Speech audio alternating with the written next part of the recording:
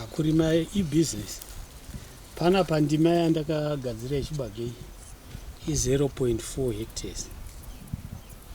Ndikatarisa line 1 iri rine 200 ndobva ndadaiso rine 18 lines. Saka kudya ndofunga ndichiri kudya chepapa nematomatisi apo. Chinechi ndechikuzotengesa iri green mills kunyange aya ndakarima iri zap 43. Ndakaitira zap 43 ine hungwaru wandakafarira pairi.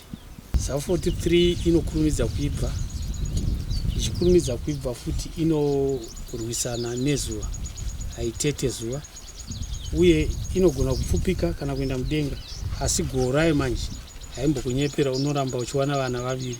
Tsanga dzayo futi ukachidiridza chikasvika zvakanaka sezvamuri kuona izvizvi, tsanga dzinyatsosvika dzorema, inoita kana yakuneibva chinotinaka, choita kunge chatoiswa mafuta kuvaima.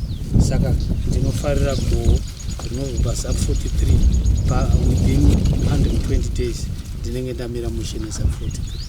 Saka ndichifarira kurima zap 43. Ndane 4 years ndichirima zap 43.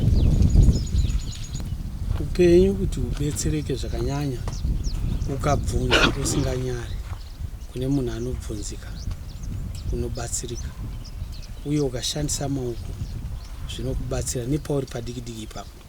Seni sekurima ndimwana sepapa ndabvira chingotaura kuti handina fertilizer ndakaisa, ndichangoisa AN. Saka kuti ubatsirike upenyu usakuremera, unofanira kushandisa maoko wobvunza kune vamwe, dzidza kushare nekubvunza information. Ukaiwana usinganyari wochinozviitwa pakufamba, hauite dambudziko. Tachitaura nana mai muridzi wemusha tichiti tikatengesa chibage ichi, isusu ipapa pakazhinji tikarima ndima iyo inowanzotiburisira 1.5 tons dzechibage every time. Saka tikatengesa chiri chinyoro chinototibhadhara zvakawanda because tichiita $, miguru iri 4. Saka chinototiburisira mari zhinji. Selaini yandiri patatu pane 200 todivhaidha na4 panokuita $50. Saka zvinototibhadhara kunosvika so almost $1,000. Saka ichi ndochinoziitwa mabiko mashanga acho iwaya ndatozotora manje nemushini wandakahwina 2021.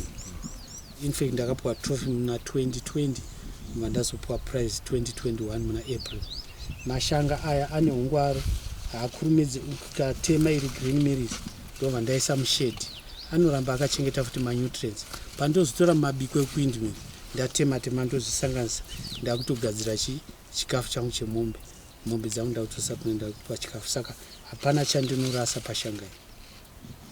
Ende charinonakidza mwana anoibva anditi iri rinoramba riri green. Ndio chimwe chinhu chakanakira mashanga. Kana kuda kutoatema uchitengesa chibage unototora uchitofidha mombe dzako futi.